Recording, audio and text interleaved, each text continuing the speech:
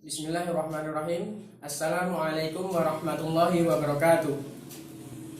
Alhamdulillahirrahmanirrahim. Puji syukur kehadirat Allah Subhanahu wa taala dan sholawat atas Nabi. Saya di sini Lutfi Hanafi Yudhistira dari kelas 4X1 ingin mempresentasikan keteladanan dua tokoh besar, yaitu tokoh pendiri Muhammadiyah dan juga pendiri Nahdlatul Ulama. Mungkin kita mulai dari pendiri Muhammadiyah dulu, yaitu Kiai Haji Ahmad Dahlan. Kiai Haji Ahmad Dahlan sendiri itu merupakan seorang yang kerja keras dan dalam menuntut ilmu. Dari kecil beliau sudah diajarkan nilai-nilai agama oleh kedua orang tuanya. Dan kedua orang tuanya juga merupakan orang yang terkemuka di kampung halamannya, yaitu di Kauman. Beliau adalah seorang yang dipandang di Masjid Besar Kauman. Kiai Haji Ahmad Dahlan, beliau sudah belajar agama ke luar negeri, yaitu ke Mekah, dan sekalian untuk menunaikan ibadah haji selama 5 tahun. Dari situlah Kiai Haji Ahmad Dahlan mulai berinteraksi dengan pemikiran pembaharu Islam, yaitu seperti Muhammad Abduh, Rasyid Ridho, Al-Afghani, dan Ibnu Taimiyah. Beliau mengambil ilmu yang banyak dari tokoh-tokoh tersebut. Dan kemudian setelah beliau kembali dari Mekah, beliau mengamalkannya, yaitu untuk memperbarui Islam di Yogyakarta ini.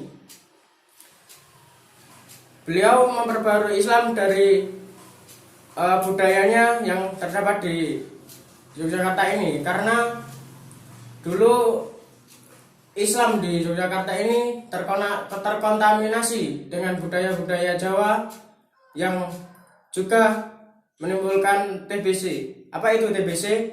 Yaitu tahayul, bid'ah, dan khurafat.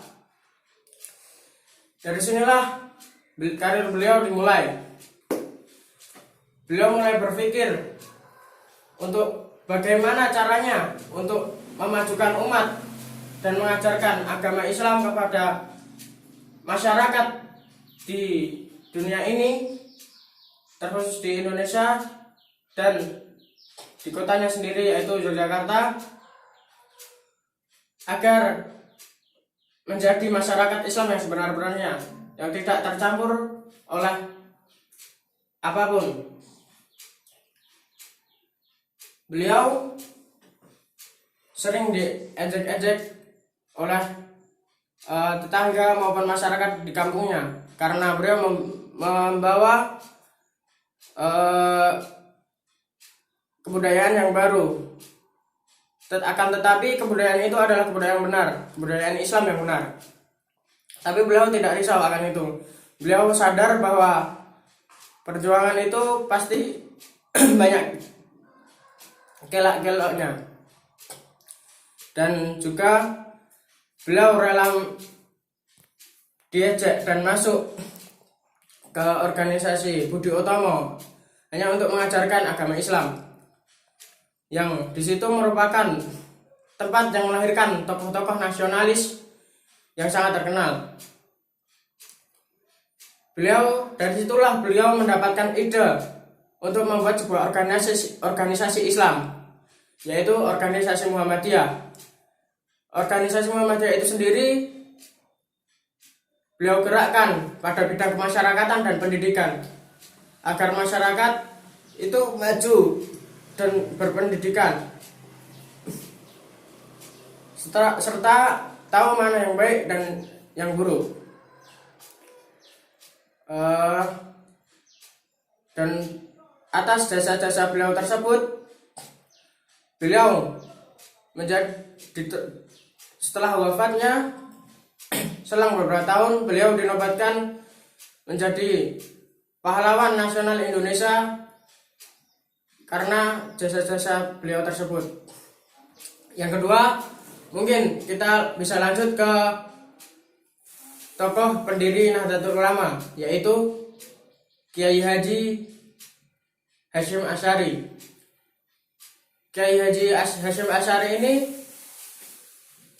sudah lahir pada keluarga yang agama Islamnya, pendidikan agama Islamnya itu kental. Karena ayah dan ibunya merupakan pimpinan pesantren keras yang ada di Jawa Timur sana. Beliau ini sejak umur 13 tahun sudah bisa mengajar ngaji, membantu ayahnya untuk mengajar santri-santri yang ada di pesantren ayah tersebut.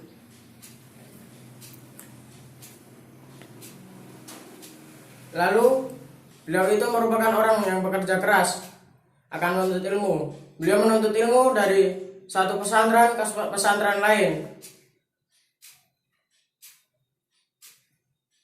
dan dia menemukan guru yang memberikan dia banyak pengalaman dan ilmu.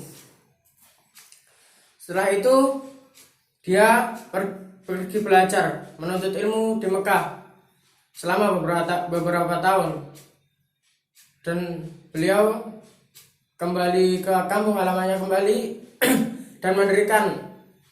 dan langsung mendirikan pesantren Tebu Ireng yang akhirnya menjadi pesantren terbesar di Jawa. Beliau itu memikirkan langkah agar ada penerus yang menggantikan dirinya, yang akan yang merupakan salah satu alasan kenapa mendirikan pesantren tersebut, agar terciptanya ulama-ulama yang baru. Setelah itu beliau juga merupakan pejuang Indonesia yang melawan Belanda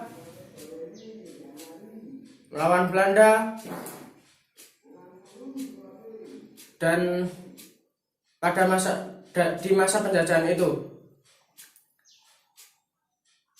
Dan 3 hari sebelum perang di Surabaya, beliau mendirikan ormas dengan meminta petunjuk Allah. Beliau mendirikan organisasi Islam yang bernama Nahdlatul Ulama. Dengan itu beliau berkiprah di jalan organisasi tersebut, dan beliau juga merupakan ketua umum pertama Masyumi yang juga ikut serta dalam mendirikan partai tersebut, partai politik Islam pertama di Indonesia. Jasa-jasa beliau telah dikenang dari dulu hingga sekarang, dan beliau menyontohkan keteladanan yang baik dan sangat menghargai ilmu dan waktu. Ya, mungkin saja itu yang bisa saya sampaikan. Cukup sekian. Nuhun wal qalami wa ma yasturun. Wassalamualaikum warahmatullahi wabarakatuh.